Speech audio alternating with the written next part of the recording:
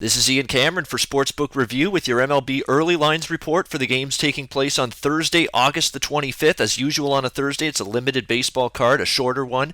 But there's actually two games that kind of interest me betting-wise, and we're going to talk about them. We're going to start with Detroit and Minnesota. It's actually a game we previewed for the Wednesday baseball card. I like the Tigers in that spot. They've already took the first game of this series on Tuesday night with a much worse starting pitcher in Anibal Sanchez on the mound for them in that game. And now you've got a situation here where they should have the edge again. I mean, Daniel Norris, since returning from the DL for this Tigers team here in the month of August, he's been solid. They haven't asked him to pitch deep into games.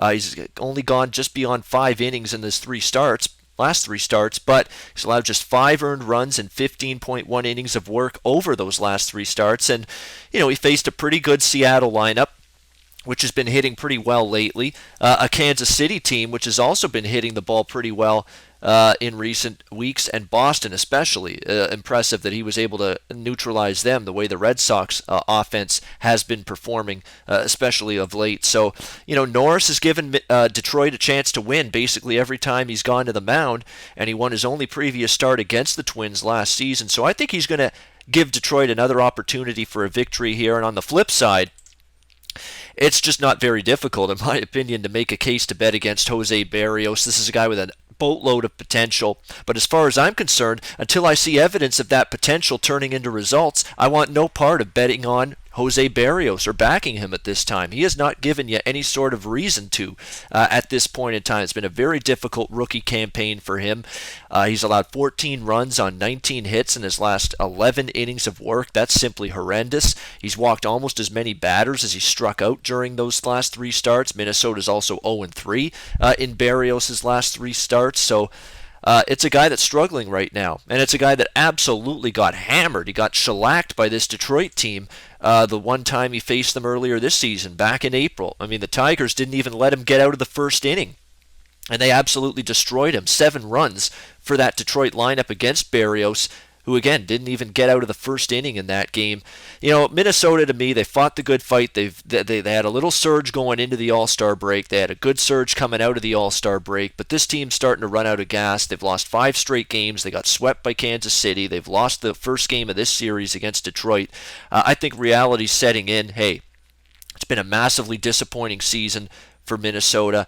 And I think now we're going to start to see, and we were starting to see them sort of tail off and sputter out here in the last week or so. I think that could continue here. I'm going to look at Detroit. It's another cheap price as far as I'm concerned, near even money to back the Tigers here in this game, a team that still believes they're right in the thick of it here in the AL wildcard race. So there's still plenty of baseball left to play for this Detroit team, and I think they can get the win here on Thursday over the Twins. And another game that's interesting to me, Cleveland, Texas, taking place, a battle of AL contenders. Should be a fantastic matchup between these two teams, the Indians and Rangers. Texas about a -140 home favorite here. I think it's a reasonable enough price to back Texas in this particular game. I mean, Cole Hamels has just been a model of consistency all season long for the Rangers. He's on a stretch now where he's allowed 3 runs or less in 7 straight starts. Texas is 18-7 this season when Hamels has taken the mound, including 8-3 in Cole Hamels' 11 home starts this season. Very impressive numbers from Hamels. He allowed 3 runs in a strong 7-inning outing against Cleveland when he faced them earlier this season. And the Indians lineup, they've been a little bit cold at the plate in recent games. Scored just 5 runs in their last 3 games combined. So going to be tough, I think, for Cleveland to score runs in bunches here against the veteran lefty for the Texas Rangers, Cole Hamels. On the other side of the equation, Josh Tomlin deserves credit for what he's done for Cleveland. He's given the Indians, he's given the manager, Terry Francona, I think, everything he's got in him and then some this season. Don't forget, there was a stretch to begin the season. I think Tomlin was 9-1, 10-1, or Cleveland was 9-1, 10-1 in Tomlin's first 10 or 11 starts.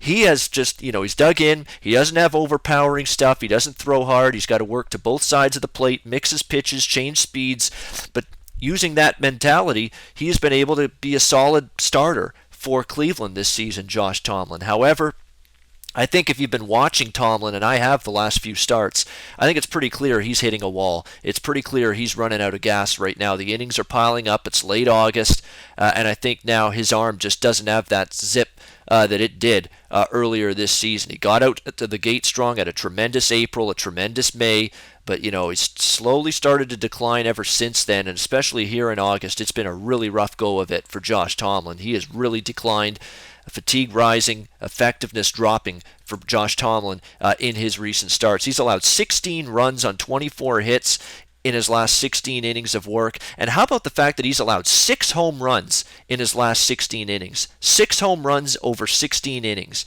That's not good, especially coming here to Arlington against this Texas lineup in this ballpark. He's keeping the ball up and staying over the plate, and it's getting absolutely crushed right now. That's a problem. That's a sign of a guy that's dealing with issues right now, that's really running out of gas, just doesn't have much left in the tank at this stage of a long baseball season.